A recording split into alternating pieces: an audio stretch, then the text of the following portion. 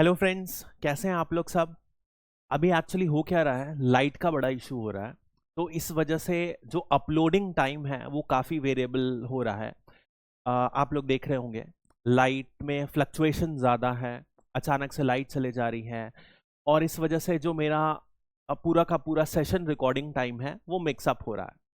खैर, मैं आपको एक बात बताता हूँ कि हम लोग छत्तीसगढ़ में हैं तो बहुत बार हमें लाइट का पता नहीं चलता है। We are a power surplus state. अभी मैं आपको कुछ अपने दोस्तों की बात बताऊं। एक मेरा फ्रेंड है लखनऊ में, उनसे मैं कल बात कर रहा था। वो बता रहे थे पिछले 3 दिन से रोज रात को 10 बजे लाइट चले जा रही है। एक फ्रेंड से मैं कुछ दिन पहले अहमदाबाद में बात किया, उनका सिचुएशन था कि दिन में कम से कम 8 घंटे की लाइट की कटौती हो रही है। तो we are on a very good side. तो छोटा मोटा ठीक है, वोल्टेज फ्लक्चुएशन, टाइम अपलोड और ये सारी चीज तो हम मैनेज कर ही सकते हैं। ठीक है, तो स्टार्ट करते हैं हम लोग फिर से अपने सेशन के। आईटी एक्ट के बारे में हम बात कर रहे थे, इंफॉर्मेशन टेक्नोलॉजी एक्ट के बारे में।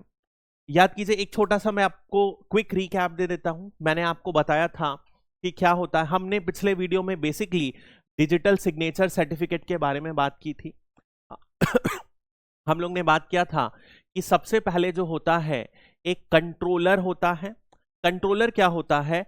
एक सर्टिफाइंग बॉडी को, जैसे मैंने आपको एग्जांपल बताया था अपना, सर्टिफाइंग अथॉरिटी जो भी रहती है, सर्टिफाइंग अथॉरिटी मेरे केस में मैंने आपको अपना डिजिटल सिग्नेचर की पेन ड्राइव भी दिखाया था, प्राइवेट की दिखाई थी, जो कि मुद्रा कंपनी के द्वारा इशूड थी। ये जो सर्टिफाइंग अथॉरिटी है, ये मैं जिससे इशू करवाया था उसका नाम था मुद्रा। ये क्या करती है, मेरे जैसे इंडिविजुअल को यानी कि सब्सक्राइबर को ये क्या करती है, डिजिटल सिग्नेचर सर्टिफिकेट की प्राइवेट की इशू करके देती है। ये हम लोगों ने बात किया था। और ये जब सर्टिफाइंग अथॉरिटी किसी को भी ये प्राइवेट की देती है तो ये क्या करती है, उनसे जो भी रिक्वायर्ड डॉक्यूमेंट चाहिए रहता है, जो सेंट्रल गवर्नमेंट उनको डेजिग्नेट करे वो सब मांगती है, तब जाके उन्हें वो पेन ड्राइव देती है। और ये सर्टिफाइंग अथॉरिटी को कौन लाइसेंस देते हैं? कंट्रोलर। कंट्रोलर को कौन अपॉइंट करते हैं? सेंट्रल गवर्नमेंट यानी कि केंद्रीय सरकार अपॉइंट करती है। ये जो हायरार्की है हम लोगों ने पिछले वीडियो में पढ़ा था। हमने ये भी पढ़ा था कि ये जो आईटी एक्ट है, इसी के अंदर क्या होता है, सारी की सारी जितने भी डिजिटल रिकॉर्ड्स या इलेक्ट्रॉनिक रिकॉर्ड्स को मान्यता मिली है। उदाहरण के तौर पर जैसे मान लीजिए कोई भी रूल्स बनते हैं, कोई भी नोटिफिकेशन पब्लिश होता है, ये आज की डेट में सिर्फ और सिर्फ इलेक्ट्रॉनिकली पब्लिश हो, उसे भी क्या माना जाता है, एक ऑथेंटिक कॉपी मानी जाती है। ठीक है, तो ये सब कैसे संभव हुआ? आईटी एक्ट 2000 के अंदर ही संभव हो पाया। ये हम लोगों ने पिछले वीडियो में देखा था। ठीक है, और इसके अलावा हम लोगों ने बहुत सारे छोटे मोटे रूल्स देखे थे, सर्टिफाइंग अथॉरिटी से रिलेटेड, कंट्रोलर से रिलेटेड और इस तरीके से। ठीक है, आगे हम इसी में कंटिन्यू करेंगे और अभी हम बात करेंगे इलेक्ट्रॉनिक सिग्नेचर सर्टिफिकेट, यानी कि क्या बात कर रहे हैं हम अगेन वही बात कर रहे हैं, डीएससी। मैंने आपको बताया था डिजिटल सिग्नेचर सर्टिफिकेट, इसको इलेक्ट्रॉनिक या डिजिटल दोनों बोला जाता है। ठीक है, यहां पर क्या बात कर रहे हैं, सर्टिफाइंग अथॉरिटी क्या करेगा, इलेक्ट्रॉनिक जो साइन का सर्टिफिकेट है वो इशू करता है। ये हमने कल भी देखा था। सर्टिफाइंग अथॉरिटी मेरे केस में कौन था? मुद्रा था। मुद्रा ने मुझे एक प्राइवेट की दी जो एक पेन ड्राइव की तरह है, जिसकी मदद से मैं क्या कर सकता था, कोई भी अपने दस्तावेज को ऑथेंटिकेट कर सकता था, डिजिटली साइन कर सकता था। तो क्या है, ये एक सर्टिफाइंग अथॉरिटी है। ये सर्टिफाइंग अथॉरिटी में बहुत सारे लोग एप्लीकेशन देते हैं। जब वो एप्लीकेशन की सारी रिक्वायरमेंट पूरी कर देते हैं, दस्तावेज को सबमिट कर देते हैं, तो उन्हें एक डीएससी मिल जाता है, डिजिटल सिग्नेचर सर्टिफिकेट। अब इसके लिए उन्हें क्या देना पड़ता है, एक फी भी देनी पड़ती है, जहां पर कैप लगाई गई है इस एक्ट के अंदर कि मैक्सिमम 25,000 रुपए होनी चाहिए, 25,000 से ज्यादा फीस नहीं कलेक्ट कर सकते। बात समझ में आई? नेक्स्ट हम बात करते हैं। नाउ देखिए, अब यहां पर क्या बोलते हैं, representation upon issuance of DSC, यानी कि अब देखो एक बार डीएससी इशू हो जाता है, कौन इशू करेगा? तो ये सर्टिफाइंग अथॉरिटी जो है ये इशू करती है। सेंट्रल गवर्नमेंट ने कंट्रोलर अथॉरिटी को दिया है लाइसेंस कि वो सर्टिफाइंग अथॉरिटी को हमें डीएससी देने के लिए लाइसेंस देती है। तो एक बार क्या होता है, सर्टिफाइंग अथॉरिटी हमसे कुछ दस्तावेज मांगती है। क्या क्या दस्तावेज मांगती है वो आप देखिए। जैसे कि सबसे पहले ये मेरे जैसे इंडिविजुअल को एक प्राइवेट की देती है, जो मैं आपको दिखाया था, एक यूएसबी की तरह होती है। ठीक है, उसके बाद क्या करते हैं, ये सारे के सारी चीजों में एक फंक्शनिंग पेयर की तरह बात करते हैं। मैंने आपको बताया था कि एक पब्लिक की होती है, एक प्राइवेट की होती है। प्राइवेट की मेरे पास रहेगी जो डिजिटल साइन का सब्सक्राइबर है। यदि मुझे किसी भी दस्तावेज में साइन करना है तो वो प्राइवेट की लगेगी, लेकिन एक पब्लिक की जो ओपन प्लेटफॉर्म में रहती है वो हर उसमें जनरेट हो जाती है, जिसको भी हम वो डॉक्यूमेंट फॉरवर्ड करते हैं। ठीक है, तो ये दोनों जब साथ में रहेंगे तभी एक डॉक्यूमेंट डिक्रिप्ट होता है और वो डिजिटली साइन वाला डॉक्यूमेंट पढ़ा जा सकता है। ठीक है, इसके अलावा उन्होंने क्या करना है, ये भी सर्टिफाइंग अथॉरिटी इंश्योर करती है कि जैसे मान लीजिए मैंने कोई भी इंफॉर्मेशन दी है, वो सारी इंफॉर्मेशन क्या होनी चाहिए, एक्यूरेट होनी चाहिए। ठीक है, ये सारी चीजें मुझे सेटिस्फाई करना पड़ेगा। जो भी वो रेगुलेशंस देगी सर्टिफाइंग अथॉरिटी, मैं उसको यदि मान लेता हूं तो अल्टीमेटली क्या होगा, सर्टिफाइंग अथॉरिटी एक डीएससी मुझे इशू करके दे देगी, जिसे मैं डिजिटली साइन करने के लिए यूज कर सकता हूं। ठीक है, नेक्स्ट हम बात करते हैं सस्पेंशन। निलंबित भी किया जा सकता है। निलंबित कब किया जा सकता है, उसके कुछ क्राइटेरिया है। सिंपल सी बात है यार, यदि मान लीजिए मुद्रा ने मुझे ये डीएससी इशू करके दी, अब मैं मुद्रा को बोल रहा हूं मैं सब्सक्राइबर हूं, या मान लीजिए मैं किसी को नॉमिनेट करता हूं, मेरी एक कंपनी है, मैंने वहां एक पर्सन को नॉमिनेट कर रखा है, वो नॉमिनेटेड पर्सन मेरे बिहाफ में क्या किया, इस सर्टिफाइंग अथॉरिटी को, मुद्रा को क्या किया, एक रिक्वेस्ट किया कि सर मेरा डीएससी बंद कर दो, तो क्या होगा, वो बंद कर देगा। जैसे कि नॉर्मली जो होता है, यदि आप ये डीएससी देखोगे तो एक समय सीमा के लिए इशू किया जाता है, 1 ईयर 3 ईयर, ऐसे अलग अलग समय के लिए इशू किया जाता है। नॉर्मली जब आप देखोगे टर्म एक्सपायर होने वाला रहता है तो ये फिर से कॉल करते हैं।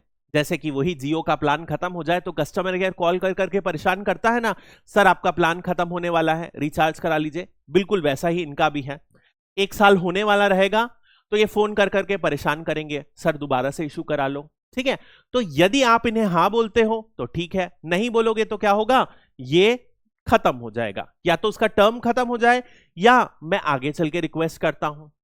ठीक है, इन सारी चीज में सस्पेंड किया जा सकता है। या फिर मान लो मुद्रा को ऐसा लगता है कि जनहित में, पब्लिक इंटरेस्ट में क्या है, जरूरी है कि इस डिजिटल साइन करने वाले की जो प्राइवेट की है उसे हम कैंसिल कर दें, सस्पेंड कर दें, तब भी किया जा सकता है। ऐसे जो सस्पेंशन है वो मैक्सिमम कितने दिन के लिए जाते हैं, 15 दिन के लिए।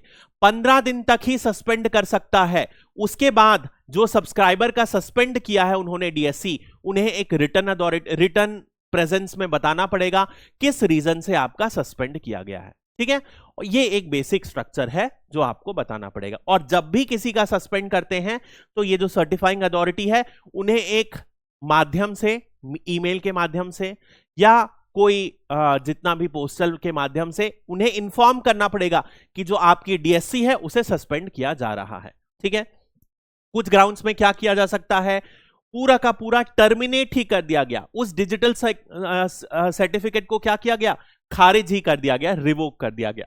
कौन करेगा, फिर से सर्टिफाइंग अथॉरिटी, जिन्होंने क्या किया है, जिन्होंने ये साइन किया है, वही अथॉरिटी क्या करेगी, इसे कैंसिल भी करेगी। बात समझ में आती है।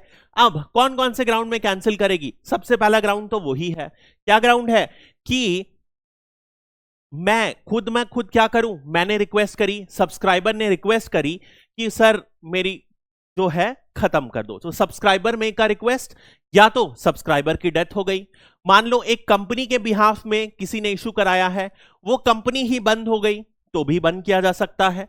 या फिर मान लो ये यूएसबी स्ट्रक्चर था, ये यूएसबी मान लो मेरा घूम गई, टूट गई, उसकी जो सिक्योरिटी है कॉम्प्रोमाइज हो गई, तो भी क्या करना पड़ेगा, बंद करना पड़ेगा, नहीं तो कोई भी मेरे बिहाफ में साइन कर सकता है। ठीक है, ऐसे ही यदि मान लो जो डॉक्यूमेंट्स मुझे ये सर्टिफाइंग अथॉरिटी को सबमिट करना था, मुझे मैंने क्या किया, गलत सबमिट किया, फॉल्स इंफॉर्मेशन दी, तो ऐसी सब सिचुएशन में क्या किया जा सकता है, इसे परमानेंटली जो सर्टिफाइंग अथॉरिटी रहती है कैंसिल कर सकती है। बात आई समझ में, ये आपको ध्यान में रखना है। ठीक है, नेक्स्ट हम बात करेंगे कंट्रोल ऑफ प्राइवेट की। अब देखो, एक बार यूएसबी जैसा स्ट्रक्चर जो मैंने आपको दिखाया था, वो प्राइवेट की जिससे डिजिटली साइन होता है कोई भी डॉक्यूमेंट, वो मुझे मिल गया सब्सक्राइबर को, तो ये मेरी जिम्मेदारी है कि इस प्राइवेट की को क्या करूं, मैं अच्छे से देखभाल करूं, उसे अच्छे तरीके से रखूं, ताकि जब यूज करना हो मैं यूज कर सकूं, कोई गलत यूज ना कर सके, क्योंकि वो मेरी पर्सनल जिम्मेदारी है। बात समझ में आई? तो ये किसकी जिम्मेदारी है? प्राइवेट की एक बार इश्यू हो जाती है, सब्सक्राइबर को एक बार प्राइवेट की मिल जाती है, तो फिर वो उसकी खुद की जिम्मेदारी हो जाती है कि वो उसे ढंग से संभाल के रखे। बात समझ में आई? यदि मान लीजिए किसी भी अवस्था में प्राइवेट की क्या होती है, टूट जाती है, उसकी सेफ्टी कॉम्प्रोमाइज हो जाती है, या फिर हमसे घूम जाती है, तो हमें क्या करना पड़ेगा, तुरंत ही सर्टिफाइंग अथॉरिटी को इन्फॉर्म करना पड़ेगा कि भैया इसकी जो भी है इसे कैंसिल कर दो टेम्परेरी के लिए। ठीक है, ये किसकी जिम्मेदारी है? जिस सब्सक्राइबर ने लिया है उसी की जिम्मेदारी है। नेक्स्ट हम बात करते हैं पेनल्टी एंड कंपनसेशन। अब देखो हम दूसरे लेवल पर चले गए। अब देखो आईटी एक्ट में क्या हो गया, मैंने आपको बताया था 1990 के दशक में क्या हुआ, कंप्यूटर और कंप्यूटर से जुड़े जितने भी प्रोडक्ट्स हैं उनका यूज बहुत तेजी से बढ़ गया। सरकार में, निजी इंस्टीट्यूट में, सभी इंस्टीट्यूट क्या करने लगे, अपने जो इंफॉर्मेशन है, डेटा है, वो कहां पर स्टोर करने लग गए, ऑनलाइन माध्यम में स्टोर करने लग गए, अपने सिस्टम्स में स्टोर करने लग गए। तो इस वजह से जरूरी क्या बन गया, यदि महत्वपूर्ण इंफॉर्मेशन किसी नेटवर्क में रहे, नंबर 1, या फिर कहां पर रहे, किसी सिस्टम में रहे, किसी कंप्यूटर में रहे, ऐसी सब स्थिति में क्या हो, ऐसी सिचुएशन में यदि कोई भी सिचुएशन आती है तो इन्हें क्या करना पड़ेगा, इन्हें हमें क्या करना पड़ेगा, सिक्योर करना पड़ेगा। और यदि कोई पर्सन इन इंफॉर्मेशन का गलत तरीके से इस्तेमाल करता है, इनके साथ छेड़छाड़ करता है, तो उसे पेनाल्टी लगाने का भी प्रावधान होना चाहिए हमारे कानून में। ये किसके अंदर आया, ये आया आईटी एक्ट के अंदर। तो बात समझ में आई? तो इन सारी चीजों में, चाहे हम कंप्यूटर की बात करें, पूरे के पूरे कंप्यूटर सिस्टम की बात करें, या फिर नेटवर्क में बात करें, वहां पर क्या होगा, यदि कोई भी पर्सन अननेसेसरी इंटरफेयर करता है तो उस कंडीशन में क्या लगाया जा सकता है, उसे पेनाल्टी लगाई जा सकती है, फाइन लगाया जा सकता है। बिना परमिशन के, बिना ऑथराइज यूज के आप किसी और के कंप्यूटर से, किसी और के कंप्यूटर नेटवर्क से क्या कर सकते हो, कोई भी इंफॉर्मेशन गलत तरीके से, अनऑथराइज तरीके से नहीं ले सकते। यदि ऐसा होगा तो आपको, यदि कोई डैमेज हुआ तो उसे कंपनसेशन देना पड़ेगा। किसे कंपनसेशन देना पड़ेगा? जिसका हमने डैमेज किया है गलत तरीके से इंफॉर्मेशन लेकर। बात समझ में आई? नेक्स्ट हम बात करते हैं इसमें क्या क्या करना पड़ेगा, क्या क्या पावर है, क्या क्या सिचुएशन में देना पड़ेगा। जैसे कि मान लीजिए सबसे पहले उसने क्या किया, कोई भी कंप्यूटर में रखी गई इंफॉर्मेशन को एक्सेस कर लिया, ऐसे ही उसने कुछ डाउनलोड कर लिया, एक्सट्रैक्ट कर लिया। तीसरी चीज उसने क्या किया, कंप्यूटर में कोई गलत चीज डाल दी, कंटामिनेंट डाल दिया, वायरस डाल लिया, जिससे कि सामने वाले का सिस्टम या नेटवर्क खराब हो गया। ठीक है, या फिर क्या कर लिया, कोई इंफॉर्मेशन को चुरा लिया, कोई इंफॉर्मेशन को डिलीट कर दिया कि सामने वाले का, पार्टी का नुकसान हो गया। ठीक है, या फिर आप बोल सकते हो उसका पूरा का पूरा सिस्टम को ही हमने खराब कर दिया कि जो उसका मेन वर्किंग तरीका है वो चौपट हो जाए। या फिर डिनायल ऑफ एक्सेस, सामने वाले को एक्सेस ही ना करने दिया जाए। जैसे कि एक टर्म आपने सुना होगा पिछले कुछ सालों में, एक टर्म है रैंसम वेयर, सुना है आप लोगों ने? ये रैंसम वेयर बड़ा कॉमन है। तो रैंसम वेयर क्या होता है? रैंसम का हिंदी वर्ड मतलब होता है फिरौती। तो बेसिकली क्या होता है, आपको एक लिंक भेजी जाती है, ठीक है, एक ईमेल या कहीं पर एक लिंक भेजी जाएगी। आप इस लिंक पर जैसे ही क्लिक करोगे क्या होगा, आपका पूरा का पूरा सिस्टम लॉक हो जाएगा। और ये इतना स्ट्रांगली एनक्रिप्टेड लॉक रहता है कि अपने लोकल किसी भी सर्विस एजेंट के पास चल जाओ, वो ना खोल पाएगा। अब ये क्या मांगेगा, ये इसको खोलने के लिए आपसे एक पासकोड मांगेगा, पासवर्ड मांगेगा। अब ये पासवर्ड यदि आपको देना है तो जिसने ये लिंक भेजी है वो आपको क्या बोलेगा कि भैया मेरे इस लिंक पर 1 लाख रुपए का बिटकॉइन भेजो। यदि आप बिटकॉइन 1 लाख रुपए का भेजते हो तो मैं आपको पासवर्ड भेज दूंगा और फिर आपका खुल जाएगा, नहीं तो जिंदगी भर आपका सिस्टम खुलेगा ही नहीं। ये जो है इसे कहा जाता है रैंसमवेयर। रैंसम का लिटरल वर्ड मतलब क्या होता है, फिरौती। किडनैप करने के बाद जो फिरौती मांगते हैं उसे कहते हैं रैंसम। और रैंसमवेयर ये जो है वेयर है, ये क्या है, एक तरीके से छोटा सा कोड लिखा हुआ सॉफ्टवेयर है जो कि अटैच होके हम फिरौती मांग रहे हैं उन्हीं का सिस्टम एक्सेस करने के लिए। तो हमने क्या किया, रैंसमवेयर के माध्यम से हमने क्या किया, डिनायल ऑफ सर्विस कर दिया। डिनायल ऑफ सर्विस का या एक्सेस का ये एक तरीका है, बहुत सारे ऐसे तरीके होते हैं।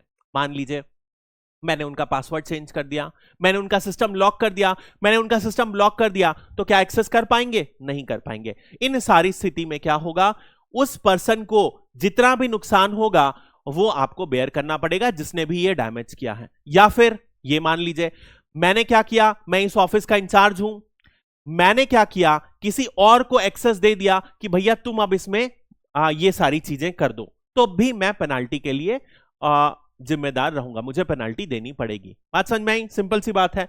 नेक्स्ट हम बात करते हैं compensation for failure to protect data. अब देखो होता क्या है, बड़ी बड़ी कंपनी है, हम बहुत महत्वपूर्ण इंफॉर्मेशन दे देते हैं, हम अपने बैंक अकाउंट की डिटेल्स दे देते हैं, क्रेडिट कार्ड की डिटेल्स दे देते हैं।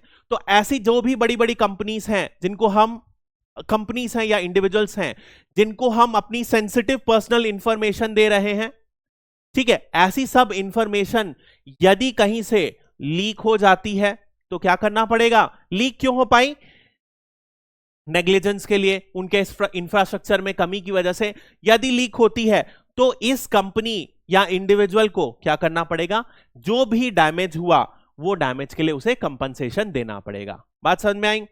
नेक्स्ट हम बात करते हैं penalty for failure to furnish. अब देखो सिंपल सी बात है यार, बड़े पैमाने पर कंप्यूटर का यूज हो रहा है, तो यहां पर जितने भी महत्वपूर्ण ऑर्गेनाइजेशन है, इन ऑर्गेनाइजेशन को क्या करना है? डिटेल्स देना है, इनको रेगुलर ऑडिट कराना है, ठीक है, इनको अपने जितने भी सिक्योरिटी सिस्टम से अपडेट रखना है।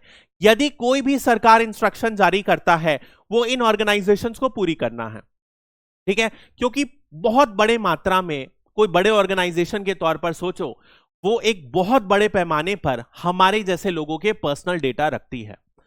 तो यदि इन सारी कंपनी ने हल्का भी लापरवाही की तो बड़ा नुकसान हो सकता है, हमारी आइडेंटिटी में नुकसान हो सकता है, हमारी प्राइवेसी हिंडर हो सकती है, बहुत सारी प्रॉब्लम आ सकती है। इस वजह से यहां पर क्या किया गया है, बड़े स्ट्रिक्ट पेनाल्टी लगाए गए हैं। जैसे कि यदि कोई आपसे डॉक्यूमेंट मांगा गया, दस्तावेज मांगा गया, रिपोर्ट मांगी गई और आपने सर्टिफिकेट ऐसी कोई भी नहीं सबमिट की तो आपको लगेगा फाइन। फाइन कितना लगेगा? 15 लाख रुपए तक का फाइन लग सकता है। लेकिन मान लीजिए अब इसने क्या किया, आपको कोई रिटर्न फाइल करने के लिए बोला और एक समय सीमा दी गई कि 15 दिन के अंदर इस तारीख तक फाइल हो जाना चाहिए। यदि आपने नहीं किया तो आपको 50,000 रुपए पर डे के हिसाब से फाइन लग सकता है, यह प्रावधान है। इसी के अलावा यदि आप मानोगे, जो अकाउंट वगैरह यहां पर मेंटेन करने के लिए कहा गया उसके बाद आपने मेंटेन नहीं किया तो आपको नोटिस दिया जाएगा सर्टिफाइंग अथॉरिटी के द्वारा या कंट्रोलर के द्वारा, अकाउंट लाके दो। यदि उस नोटिस के बाद भी आप नहीं दे रहे हो तो आपको 1 लाख रुपए तक का फाइन पर डे लगाया जा सकता है। बात समझ रहे हो? सबसे पहले 15 लाख रुपए तक का इंस्टेंटेनियस फाइन, फिर आपको नोटिस दिया जाता है और नोटिस के बाद भी नहीं करते हो तो यदि आप ऑडिट रिपोर्ट नहीं फाइल कर रहे हो, रिटर्न नहीं फाइल कर रहे हो तो पर डे 1 लाख रुपए तक का फाइन लगाया जा सकता है। यदि कोई और इंफॉर्मेशन डिस्क्लोज नहीं कर रहे हो तो पर डे कितना फाइन लगाया जा सकता है? 50,000 रुपए तक का पर डे फाइन लगाया जा सकता है। बात समझ में आई? इसमें कोई भी अपर लिमिट नहीं है, जितना ज्यादा आप डिले करोगे उतना ज्यादा फाइन आपको देना पड़ेगा, ठीक है। नेक्स्ट हम बात करते हैं, तो ये जो थी ये तो सिंपल पेनाल्टी थी, इसके अलावा ऊपर से और रेसिडुअरी पेनाल्टी, अवशिष्ट दंड भी दिया जा सकता है। मान लो कंप्यूटर का यूज बहुत तेजी से बढ़ रहा है, अब कंप्यूटर का यूज करते समय ऐसी कोई मान लो डैमेज हो गया जिसका प्रावधान इस पूरे के पूरे एक्ट में दिया ही नहीं गया है, तो भी क्या किया जा सकता है? पेनल्टी लगाई जा सकती है। तो ऐसी केस में क्या होना चाहिए? 1 लाख रुपए तक की पेनल्टी देनी पड़ेगी। पेनल्टी मतलब क्या? जुर्माना देना पड़ेगा। लेकिन ये जो जुर्माना है ये जुर्माना अलग है, जो पर्सन को नुकसान हुआ कंपनसेशन वो अलग देना पड़ेगा। तो कंपनसेशन कितना देना पड़ेगा? यदि कोई कंपनी है या इंटरमीडियरी है 10 लाख तक का, और यदि कोई मेरे और आप जैसा कोई एक इंडिविजुअल पर्सन है तो उसे 1 लाख रुपए तक का जुर्माना कंपनसेशन देना पड़ेगा। तो जुर्माना जो है वो कितना है? 1 लाख रुपए तक का, और जो कंपनसेशन है 10 लाख रुपए और 1 लाख रुपए तक का देना पड़ सकता है। ये किसके लिए है? ये उन पनिशमेंट के लिए है जो इस एक्ट में क्लियरली मेंशन्ड नहीं है। बात समझ में आई? सिंपल। नेक्स्ट हम बात करेंगे पावर टू एजुकेट, मतलब कि सिंपल सी बात है, कभी दो के बीच में दुविधा होती है तो कहां जाते हैं, कोर्ट के पास जाते हैं।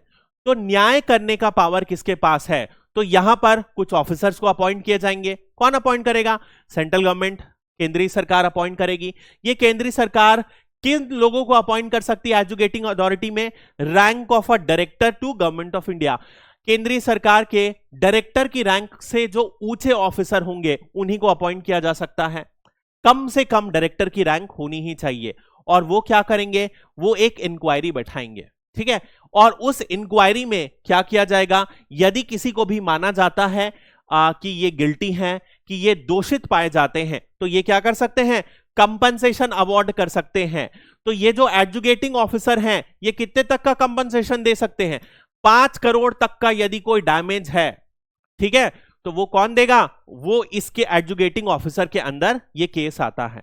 जैसे कि याद कीजिए हमने कंज्यूमर प्रोटेक्शन एक्ट में पढ़ा था, तो हम लोगों ने पढ़ा था डिस्ट्रिक्ट कंज्यूमर फोरम या काउंसिल, आयोग, कमीशन, उसके बाद स्टेट कंज्यूमर कमीशन, और सबसे ऊपर है नेशनल कंज्यूमर कमीशन। तो डिस्ट्रिक्ट की लिमिट कितनी थी, 1 करोड़ रुपए से कम, फिर 1 से 10 करोड़ रुपए की स्टेट की लिमिट थी, और ग्रेटर देन 10 की लिमिट आती है नेशनल की। तो ऐसे ही कोई भी केस जो 5 करोड़ तक का आता है वो एजुकेटिंग अथॉरिटी के पास आता है, जो केंद्रीय सरकार करते हैं। लेकिन इससे ज्यादा जो लिमिट रहती है वो जो भी कोर्ट में आएगा, जिस भी कोर्ट के जुरिस्डिक्शन में आता है, वो उसके पास जाएगा। बात समझ में आई। और जब भी ये जो अथॉरिटी है ऐसा कोई केस सुनती है तो ये क्या करेगा, ये सिविल कोर्ट की तरह काम करेगा। सिविल कोर्ट का मतलब क्या हो सकता है, जैसे कोर्ट आपको आदेश देता है इस तारीख को मौजूद रहना, समन देना। यदि आपको बोल दे ये डॉक्यूमेंट पेश करना, तो आपको पेश करना पड़ेगा।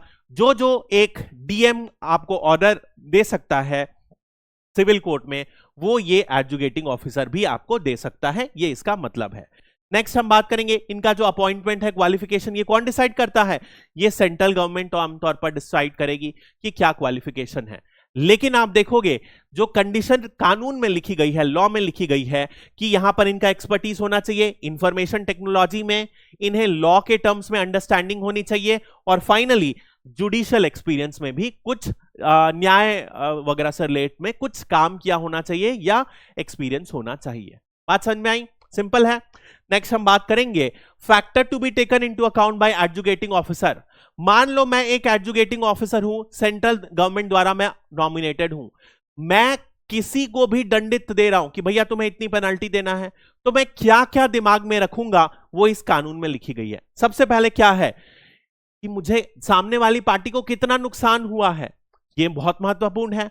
दूसरी चीज, कितना जिसने इंफॉर्मेशन चुराई है उसको कितना एडवांटेज हुआ है। उदाहरण के तौर पर समझो, 2 कंपनी है, एक मान लो अभी के लिए ले लेते हैं, एक कंपनी है टीसीएस, दूसरी कंपनी है इंफोसिस। एक कंपनी ने क्या किया, दूसरी कंपनी के जो सर्वर्स हैं उन्हें खराब कर दिया।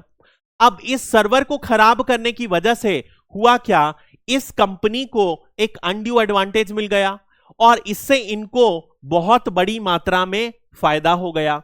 तो क्या इस फायदे को नहीं देखना चाहिए, बिल्कुल देखना चाहिए। तो ये फायदा कितना हुआ इस कंपनी को कितना नुकसान हुआ, ये दोनों फैक्टर किए जाएंगे कंसिडर, तब जाके डिसीजन लिया जाएगा। साथ ही साथ एक और फैक्टर दिया जाएगा कि क्या ये रिपीटेड गलती कर रहा है कि पहली बार गलती किया है। कई लोग रिपीटेड गलती करते आए हैं, तो जैसे कि मैंने आपको पिछले एक्ट में भी बताया था, यदि रिपीटेड गलती करते जाते हो तो क्या किया जाता है, सब्सिक्वेंट ऑफेंस के लिए ज्यादा पेनल्टी लगाई जाती है, ज्यादा इंप्रिजनमेंट इंपोज किया जाता है। बात समझ में आई। तो वैसे ही यदि रिपीटेटिवली कोई क्राइम कमिट कर रहा है तो नॉर्मली उसे ज्यादा जुर्माना देना पड़ता है। ठीक है, इसके बारे में हमने एक बार पढ़ा था, इसे कहते हैं डेटरेंस। डेटरेंस मतलब क्या, एक डर बैठाना है कि भैया तुम बार बार क्राइम कमिट कर रहे हो, हम तुम्हारी जुर्माना बढ़ाते जाएंगे और तुम्हें बहुत मुसीबत में डाल देंगे, इसीलिए आगे से ये क्राइम मत कमिट करना। इसे बोलते हैं criminal justice system of deterrence. बात समझ में आई। नेक्स्ट हम बात करते हैं, नेक्स्ट हम इसी में आते हैं एक अपीलेट ट्रिब्यूनल। अब देखो होता क्या है, देखो सबसे पहले जो बात कर रहे हैं हम कि ये सबसे पहले किसने ऑर्डर दिया? ऑर्डर दिया कंट्रोलर ने। कंट्रोलर के बाद जो भी डिस्प्यूट गई वो कहां पर गई? वो डिस्प्यूट गई ऊपर के तौर पर। ऊपर में किसके पास गई? ऊपर में अभी हमने देखा एडजुकेटिंग ऑफिसर जो हैं उनके पास गई। अब एडजुकेटिंग ऑफिसर से भी आप सेटिस्फाइड नहीं हो तो क्या गए? Appellate tribunal. अपीलेट ट्रिब्यूनल मतलब क्या? आप इनको अपील कर सकते हो। और फाइनली अपीलेट ट्रिब्यूनल से भी आप संतुष्ट नहीं हो तो कहां पर जाएगा? High court. ये ऑर्डर होता है। सबसे पहले ऑर्डर कौन देगा? कमांड कंट्रोलर देगा। कंट्रोलर के बाद एडजुकेटिंग ऑफिसर, एडजुकेटिंग ऑफिसर के बाद अपीलेट ट्रिब्यूनल, और अपीलेट ट्रिब्यूनल के बाद आप देखोगे जो उच्च न्यायालय है, हाई कोर्ट है, उसके पास हम अपील कर सकते हैं। यानी कि आप हमारा जो क्रिमिनल जस्टिस सिस्टम है या जस्टिस सिस्टम आप देखोगे उसमें क्या किया गया है? मल्टीपल लेयर्स बनाए गए हैं। क्यों बनाए गए हैं आप सोच सकते हो। ये इसलिए महत्वपूर्ण है क्योंकि क्रिमिनल जस्टिस सिस्टम का एक बहुत महत्वपूर्ण नारा होता है, हमेशा ध्यान रखिएगा, कि कोई भी जो जिसने क्राइम नहीं कमिट किया हो, एक इनोसेंट पर्सन को कभी भी गिल्टी प्रूव नहीं करना चाहिए। ये हमारा क्राइम सिस्टम है, ये रोकने के लिए पूरा का पूरा प्रयास करता है। इसी वजह से आप देखोगे जब भी कोई क्रिमिनल कोई भी सिस्टम है उसमें अलग अलग अपील सिस्टम बनाए गए हैं। लेकिन अफसोस की बात यह है ये जो रिपीटेड अपील्स का यूज किया जा रहा है आजकल गलत तौर पर किया जा रहा है, और इसी वजह से क्या हो रहा है, ये पूरा का पूरा प्रोसेस बहुत ज्यादा डिले कॉज करता है। ठीक है, ये एक बड़ी अलग आपदा बन चुकी है। लेकिन इसका पर्पस क्या है? अलग लेवल ऑफ अपील दिया गया है ताकि कोई भी इनोसेंट पर्सन को कभी भी क्रिमिनल जस्टिस सिस्टम में गिल्टी ना माना जाए। ठीक है, तो ये है। अब देखो, अब इसी में हम बात करेंगे, इसमें जो अपीलेट ट्रिब्यूनल है, अपीलेट ट्रिब्यूनल कौन है? अपीलेट ट्रिब्यूनल है TDSAT। ठीक है, अब ये प्रश्न उठता है TDSAT क्या है? तो 1997 में एक ट्राई एक्ट पास हुआ। ट्राई एक रेगुलेटरी बॉडी है जो जितने भी हमारे जो जियो और ये सबको कौन रेगुलेट करती है? जियो, एयरटेल, जितने भी टेलीकॉम रिलेटेड सब बॉडीज हैं उनको रेगुलेट करने के लिए, नियंत्रित करने के लिए एक सरकारी ऑर्गेनाइजेशन है जिसका नाम है ट्राई। न्यूज़पेपर पढ़ते होंगे तो ट्राई लगातार अपडेट देते रहती है। ये ट्राई ही है जो आपको डू नॉट डिस्टर्ब वाला जो नंबर आता है ना, जिससे आपके फोन जो बार बार कस्टमर केयर के फोन आते हैं, सर ये ले लो वो ले लो, ये इन्हीं लोग की इनिशिएटिव थी कि इन्होंने रोक दिया। बहुत सारी ट्राई इनिशिएटिव लेते रहता है। कॉल ड्रॉप में भी ट्राई ने जियो और एयरटेल को अच्छा खासा डांट लगाई है पास्ट में। तो ये ट्राई का फुल फॉर्म क्या है? Telecom regulatory authority of India. Hindi में कहेंगे दूरसंचार विनियामक प्राधिकरण अधिनियम। ठीक है, ये ट्राई जो है telecom regulatory authority of India, ये कहां से बनी? 1997 में एक एक्ट पास हुआ था उसके अंदर बनी। और इसी एक्ट में बाद में क्या किया गया था? संशोधन किया गया था, और इसमें क्या किया गया था? एक अपीलेट बॉडी बनाई गई, TDSAT, telecom dispute settlement and appellate tribunal. इस ट्रिब्यूनल में यदि कोई भी ट्राई का ऑर्डर रहता है जिससे आपको अपील करनी है तो यह अपील कहां पर जाती है? TDSAT। तो इस एक्ट के अंदर, IT एक्ट के अंदर क्या कहा गया है? जो अपीलेट बॉडी है वो ट्राई एक्ट के अंदर जो बनाई गई ट्रिब्यूनल है TDSAT, उसे ही अपीलेट बॉडी बनाया गया है। बात समझ में आई? तो यहां पर अपीलेट बॉडी कौन है? ये है TDST जो ट्राई एक्ट के अंदर सेटअप की गई है। और इस अपीलेट बॉडी से हम फाइनली कहां हैं, और आगे हम देखेंगे हाई कोर्ट में अपील की जा सकती है। ठीक है, अब इसमें जो डिसीजन लिया जाएगा वो कैसे लिया जाएगा? बहुमत के द्वारा। यदि मान लीजिए एक ऐसे बेंच बनती है जिसमें दो ही मेंबर हैं, एक मेंबर A दूसरा है मेंबर B, ये दोनों मेंबर हैं, अब दोनों ने डिसाइड नहीं कर पा रहे हैं तो यहां पर मामला चले जाता है चेयरपर्सन के हिसाब से, और चेयरपर्सन जो भी डिसाइड करता है वो फैसला किया जाता है। ठीक है, नेक्स्ट हम बात करते हैं अपील सिस्टम को समझते हैं।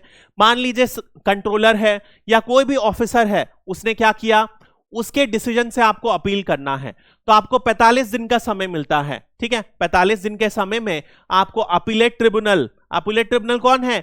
TDSAT जो अभी हमने पढ़ा, उसे हम अपील कर सकते हैं। और ये जो अपीलेट ट्रिब्यूनल है ये कितने दिन में इसे डिस्पोज करेगा?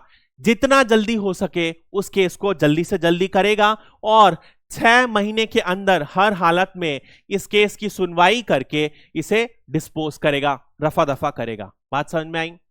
अब हमने ऑलरेडी पढ़ा है, यदि मान लीजिए कोई इंडिविजुअल है 45 दिन के अंदर अपील नहीं कर पाया, 45 दिन के बाद अपील कर रहा है, तो उसे रीजन देना पड़ेगा कि भैया हम 45 दिन तक क्यों नहीं अपील कर पाए। यदि TDSAT जो अपीलेट ट्रिब्यूनल है वो सेटिस्फाइड रहता है, भैया बिल्कुल सही बात बोल रहा है, ये जो इसने रीजन दिया है बिल्कुल जेन्युइन है, तो वो क्या कर सकता है? 45 दिन के बाद भी अपील करने के लिए परमिट कर सकता है। ठीक है, ये संबंध है, आपको समझना है। नेक्स्ट लेवल हम बात करेंगे पावर्स ऑफ अपीलेट ट्रिब्यूनल। तो ये क्या क्या पावर रहेगा भैया? ये जो है, अब देखिए मैं आपको एक और महत्वपूर्ण बात बताता हूं। आज जो है यदि आप कोर्ट में जाते हैं तो कोर्ट में क्या होता है? बड़ा ही स्ट्रिक्ट प्रोसीजर होता है। कोर्ट में आप कोई भी इनफॉर्मल बात नहीं कर सकते। सोशल मीडिया में वीडियोस भी देखे होंगे, छोटी छोटी बात में तुम यार काला कोट नहीं पहन के आए, तुम ऐसा कैसे बना लिए। मतलब कि जो कोर्ट है वो एक बहुत ही फॉर्मल सिस्टम है, लीगल सिस्टम है, जहां पर आप कोई भी इन लीगैलिटी में कॉम्प्रोमाइज परमिटेड नहीं है। कोई भी कॉम्प्रोमाइज आप नहीं कर सकते, आपको strictly by the rule by the book चलना है। अब ये कुछ हद तक प्रॉब्लम भी है। क्यों प्रॉब्लम है? मान लीजिए दो पार्टी हैं, हमको ऐसा लग रहा है भैया चलो ठीक है थोड़ा सा एडजस्ट करके, ना तेरा ना मेरा, चलो हम लोग मीडिएट कर लेते हैं, ना तेरा नुकसान ना मेरा नुकसान, ऐसे करके हम केस को जल्दी रफा दफा करते हैं। हम जनरेशन भर हम 10-10 साल तक कोर्ट नहीं आना चाह रहे, तो भैया थोड़ा सा एडजस्ट कर लेते हैं। लेकिन कोर्ट क्या बोलेगा? नहीं, यहां पर तो आपको यही सजा मिलेगी, ये कानून का प्रावधान यहां पर लगेगा, आपको ये करना पड़ेगा, ये दंड देना पड़ेगा, इतना फाइन देना पड़ेगा, इतने महीने की इंप्रिजनमेंट करनी पड़ेगी। ये बड़ा ही कॉम्प्लेक्स सिस्टम है। तो इस वजह से जो होता है ट्रिब्यूनल का सिस्टम, ट्रिब्यूनल का सिस्टम को कहा जाता है क्वासी जुडिशियल सिस्टम। इसको हम कोर्ट को क्या बोलते हैं? जुडिशियल। ठीक है, जुडिशियल सिस्टम। लेकिन ट्रिब्यूनल को हम कहते हैं क्वासी जुडिशियल सिस्टम। क्वासी मतलब कि ये पूरी तरीके से जुडिशियल नहीं है, लेकिन इनको जुडिशियल पावर्स भी दिए गए हैं। जैसे कि हमने पढ़ा ना, ये सारे के सारे ट्रिब्यूनल जो रहते हैं इनको सिविल कोर्ट का दर्जा दिया जाता है। तो सिविल कोर्ट का दर्जा दिया गया है, इन्हें ऑर्डर दिया गया है कि आप दो के बीच में कोई यदि डिस्प्यूट होती है तो आप उसे सॉल्व कर लो। इस वजह से इन्हें सिविल कोर्ट का दर्जा दिया गया, लेकिन इन्हें कुछ एक्स्ट्रा फ्रीडम मिली है, इस वजह से क्वासी। एक्स्ट्रा फ्रीडम का मतलब क्या होता है कि यहां पर जो कोड ऑफ क्रिमिनल प्रोसीजर से बाध्य रहता है, इन्हें इस क्रिमिनल प्रोसीजर को फॉलो नहीं करना पड़ता है। कोड ऑफ क्रिमिनल प्रोसीजर यहां पर नहीं फॉलो करना पड़ता है इन ट्रिब्यूनल में, तो इनको बड़ा फायदा होता है। कैसे? समझो, इनका जो गाइडेड प्रिंसिपल रहता है वो रहता है प्रिंसिपल ऑफ नेचुरल जस्टिस। ठीक है, एक प्राकृतिक सिद्धांत। जैसे कि पुराने समय में हम जाते थे, दो के बीच में लड़ाई होती थी, तो क्या हम कानून को देखते थे? नहीं देखते थे। हम दोनों पकड़ के, जैसे घर में मान लो दो भाइयों के बीच में लड़ाई हो गई, तो पापा क्या करते हैं? छोटे भाई को बुलाए, बड़े भाई को बुलाए, दोनों का कान पकड़े, उसके बाद क्या बोले? बताओ तुमने क्या किया। दूसरे को बोले, बताओ तुमने क्या बोला। दोनों को मौका दिए कि तुम अपनी दलील को पेश करो, तुम अपनी दलील को पेश करो, और दोनों की दलील सुनने के बाद उन्हें जो उचित लगा वो सही तरीके से फैसला लेते हैं। यही तो करते हैं ना घर के बड़े लोग। तो जब ऐसा ही कुछ प्रिंसिपल कोर्ट में नहीं बल्कि एक ट्रिब्यूनल में फॉलो होता है, इसे हम कहते हैं प्रिंसिपल ऑफ नेचुरल जस्टिस, प्राकृतिक न्याय के सिद्धांतों को फॉलो करना। जब लड़ाई होती घर में तो हम कानून को रिफर नहीं करते हैं, इन्हें भी ऐसा कहा गया है कि भैया आप जो क्रिमिनल कोड वगैरह की बातचीत ना करो, आप दोनों को एक उचित मौका दो, जो फेयर रहेगा दोनों के लिए अच्छा रहेगा, उसके बेसिस में एक निर्णय लाओ, और उस निर्णय में हम आपके फैसले को कोर्ट का फैसला मानेंगे। बात समझ में आई? इसे कहते हैं कोर्ट जो नेचुरल जस्टिस का प्रिंसिपल। करने से क्या फायदा होगा? नेचुरल जस्टिस के प्रिंसिपल से फायदा यह होता है कि जो भी केस रहेंगे वो क्या रहेंगे, जल्दी सॉल्व हो जाएंगे, स्विफ्टली सॉल्व हो जाएंगे, नंबर वन। दूसरी बात करेंगे हम, स्विफ्टली यानी जल्दी सॉल्व हो जाएंगे। दूसरी बात, यहां पर क्या हमें कोई रूल बुक के लिए रिफर आउट करना पड़ेगा? रूल बुक नहीं रिफर करना पड़ेगा। तो ये सारे के सारे जो ट्रिब्यूनल्स हैं उन्हें बहुत फ्लेक्सिबिलिटी देती है कि आप कैसे भी कोर्ट को सॉल्व कर लो केस। साथ ही साथ it is a win win situation, दोनों पार्टी के लिए जीतमय पूर्ण सिचुएशन है। ऐसा क्यों है? क्योंकि दोनों का समय बचा, दोनों का पैसा बचा और दोनों ही राजी हैं इस पे। साथ ही साथ इसमें जो कॉस्ट रहती है वो बहुत ज्यादा कम लगती है और इनको क्या रहता है, समय जो है इन सब चीज में समय बहुत ज्यादा कम लगता है। इसी वजह से हम क्या करें, कुछ केसेस में जो ट्रिब्यूनल को हैंडओवर किया जाता है वहां पर principal of natural justice follow किया जाता है ताकि जल्दी से जल्दी केसों का छुटकारा मिले। बात समझ में आई? अब this is what is the procedure. क्या code of criminal procedure follow किया जाएगा? नहीं किया जाएगा। कौन सा principle? Principle of natural justice. प्राकृतिक रूप से न्याय जो किया जाता है ऐसे ही सिद्धांतों का पालन किया जाएगा। ठीक है, नेक्स्ट हम बात करेंगे। अब हम हर केस में नॉर्मली पढ़े हैं, कोई भी ऑफिसर है, जैसे कि ऑफिसर में मान लीजिए कंट्रोलर हो गया, कोई अन्य ऑफिसर हो गया, या तो मान लीजिए अपीलेट अथॉरिटी हो गई। ये सारे अथॉरिटी कोई भी जजमेंट देती है तो कोई भी सिविल कोर्ट उसमें एंटरटेन नहीं करेगा, वो इसमें हस्तक्षेप नहीं करेगा, इंटरफेयर नहीं करेगा, और वो सिर्फ और सिर्फ इस एक्ट के अंदर जो ऑफिसर है उन्हीं का ऑर्डर पालन किया जाएगा। बात समझ में आई? ओके, नेक्स्ट हम बात करते हैं फाइनली अपील जो रहेगा अपीलेट अथॉरिटी से, यानी कि TDSAT से कहां पर 2 महीने का समय दिया जाता है, हाई कोर्ट को अपील किया जा सकता है। यानी कि हम बात करें तो ये वाले में आते हैं, कंट्रोलर से हम एडजुकेटिंग ऑफिसर को कर सकते हैं। एडजुकेटिंग ऑफिसर से अपीलेट अथॉरिटी को कितने दिन में अपील करने का मौका मिलता है? 45 दिन। 45 दिन के अंदर अपील कर सकते हैं। और अपीलेट ट्रिब्यूनल से हाई कोर्ट में 60 दिन का समय मिलता है कि आप अपील कर सकते हो। बात समझ में आई? ये आपको ध्यान में रखना है। ठीक है, अब ऐसा कोई डायग्राम बना दो तो क्या पूरी की पूरी हायरार्की हम समझा दिए जो एक्ट में दी गई है, और जब हम ऐसे साइड में नंबर भी लिख दिए तो क्या हो गया, सामने वाले को समझ में आ जाएगा कि भैया इस बंदे ने पूरे एक्ट को डिटेल में पढ़ा है। तो ऐसे डायग्राम्स को आप यूज करते रहिएगा अपने आंसर में, मेंस में। और इवन फॉरगेट अबाउट मेंस, याद करने के लिए भी आप जितना पिक्चर रिप्रेजेंटेशन करेंगे ना, इंसान की पिक्टोग्राफिक मेमोरी ज्यादा स्ट्रांग होती है नॉर्मली। तो ऐसी पिक्चर आप एक बार पढ़ लो तो जो 10 प्रोविजन आपको याद करना था वो आपने एक में ही सम अप कर दिया, और इससे आपको जो है याद करना आसान रहेगा। ठीक है, तो ये जो है लास्ट में जो है कंपाउंडिंग ऑफ कॉन्ट्रावेंशंस, यानी कि उल्लंघनों का संयोजन। अब देखो होता क्या है, कंपाउंडिंग ऑफ ऑफेंस क्या होता है, सबसे पहले मैं आपको यह चीज बता देता हूं। कंपाउंडिंग का मतलब क्या होता है? देखो बहुत बार होता क्या है, ये क्रिमिनल ऑफेंस के लिए नहीं होता है, ये होता है सिविल ऑफेंस के लिए। सिविल ऑफेंस मतलब कि यहां पर छोटा मोटा कोई क्राइम है, जो क्राइम नहीं कंसिडर किया जाता है, एक सिविल अपराध कंसिडर किया जाता है। अब ऐसे ऑफेंस में क्या किया जाता है, मान लीजिए किसी को नुकसान हुआ तो कंपनीज को क्या बोला गया कि आपके CEO को, पहले क्या कानून था, कंपनी ये गलती करती है तो CEO को 1 साल की सजा मिल जाएगी, बाकी जो पर्सन इंचार्ज रहेगा उसे 6 महीने की सजा मिल जाएगी। इस तरीके के प्रोविजंस थे। बट अब क्या बोला गया है कि ये सारे के सारे सिविल ऑफेंस के लिए ये सजा वजह का चक्कर नहीं करते, हम क्या करते हैं, सीधा सीधा पैसा दे देते हैं, इतना पेनाल्टी दो, और इस ये जो कंझट है पुलिस और ये जो फलाना ठिकाना आपको देना है, कोर्ट आना है, 1 साल की सजा, 3 महीने की सजा, ये सब कुछ नहीं, आप पैसा दो और सिविल ऑफेंस से आप बच जाओगे। This is the principle known as compounding. Compounding offence इसी को कहते हैं।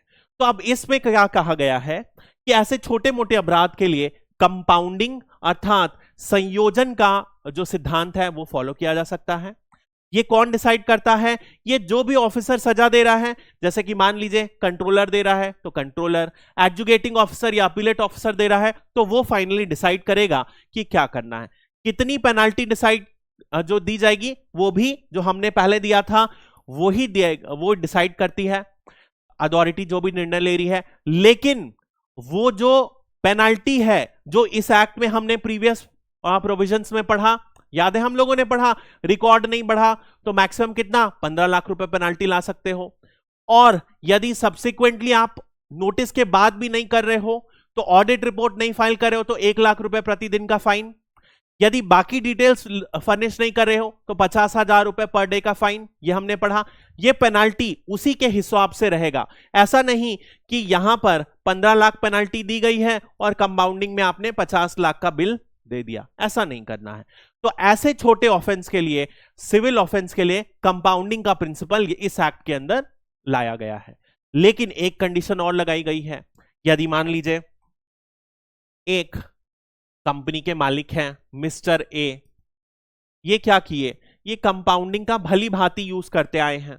तो इन्होंने क्या किया, जनवरी में पेनाल्टी दे दी ₹5 लाख, फिर 2000 मान लो 20 में दे दी, फिर इन्होंने क्या बोल दिया, फरवरी में फिर केस आया, सर आपके पास तो कंपाउंडिंग का है तो चलो मैं 1 लाख रुपए फाइन दे देता हूं। तो ये नहीं किया जा सकता। यहां पर कहा गया है कम से कम यदि एक बार कंपाउंडिंग हो चुका है तो 3 साल का आपको वेट करना पड़ेगा, तभी कंपाउंडिंग होगी। 3 साल के बाद ही दूसरी बार कंपाउंडिंग का सिद्धांत लगाया जा सकता है। बात समझ में आई? ये जो है आईटी एक्ट के कुछ मेजर प्रोविजंस हैं। आज हालांकि मैंने खत्म करने के लिए बात की थी, बट कुछ प्रोविजंस मैं चाहता हूं, इंपॉर्टेंट प्रोविजंस हैं, उन्हें हम अगली क्लास में ले लेंगे ताकि और ज्यादा डिटेल में अच्छे से खत्म कर पाए। अभी के लिए इतना ही। आई होप आपको समझ में आ रहा होगा। मैं ट्राई करूंगा बहुत जल्दी, जो मैंने आपको पहले भी बताया था कि मैं माइंड मैप प्रिपेयर करने का चाह रहा हूं।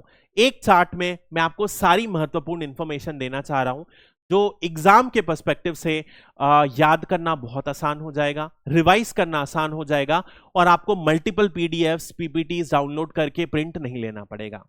तो हालांकि मेरा शेड्यूल थोड़ा सा भी बिजी चल रहा है, बट स्टिल मैं संडे को ट्राई करूंगा, हो पाया तो I keep on updating it, and जैसा भी होगा मैं आपको जरूर अपडेट करूंगा। ठीक है, अभी के लिए इतना ही। Thank you and have a great day.